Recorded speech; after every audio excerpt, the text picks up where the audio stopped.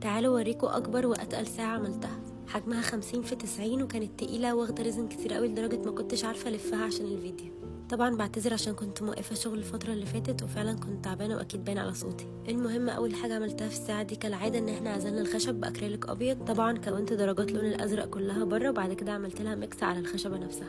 حاسه ان انا هفضل طول الفيديو بقولكم انا اسفه على صوتي، بس فعلا فقدت الامل. بقالي اسبوع بحاول اعمل فويس اوفر ومش عارفه. المهم ان بعد ما نشفت الطبقه الاولى اديت الساعه طبقه شفافه اللي هي طبقه التلميع دي، اللي هي بتلمع القطعه وبتخلي ان انا لو حابه احط فوقيها اي كريستلز او حاجه بحطها عليها. مش عارفه ملاحظين ولا لا، بس انا غيرت مكان التصوير بتاعي علشان انا ما بقتش بشتغل في البيت، لان انا جاتلي حساسيه صعبه جدا من شغل الريزن في مكان مقفول، فاخدت مكان اعرف اشتغل فيه، فبقيت بشتغل في مواعيد معينه. فلو اي حد الفتره اللي فاتت كان باعت لي مسج عشان ياكد اوردر او يطلب او يسال عن اي حاجه وانا اتاخرت في الرد، معلش ممكن يبعت لي تاني، لان انا فعلا كنت مشغوله قوي الفتره اللي فاتت في التجهيز، ما كنتش عارفه ارد ولسه بجهز. بس فعلا بعتذر قوي عن التاخير اليومين اللي فاتوا دول.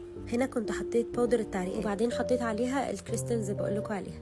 دي لونها سيلفر واللي بحطها دلوقتي دي لونها شفاف. الشفاف مش مبين قوي لون بس مدي تكستشر. وده كان الشكل في الاخر. اتمنى يعجبكم زي ما عجبني وعجب الكلاينت قوي. هي الساعه لما طلبتها كانت جايه لي مخرومه من النص، بس الكلاينت كان طالب ان الارقام تبقى على جنب، وفعلا شكلها طلع تحفه زي ما انتم شايفين. ركزوا على لمعه الطبقه الشفافه، بجد انا باينه انا كل الديتيلز اللي حواليا في الفيديو. هوريكم دلوقتي صوره ليها وهي منوره، ولو حبيتوا تطلبوا زيها ابعتوا لي مسج.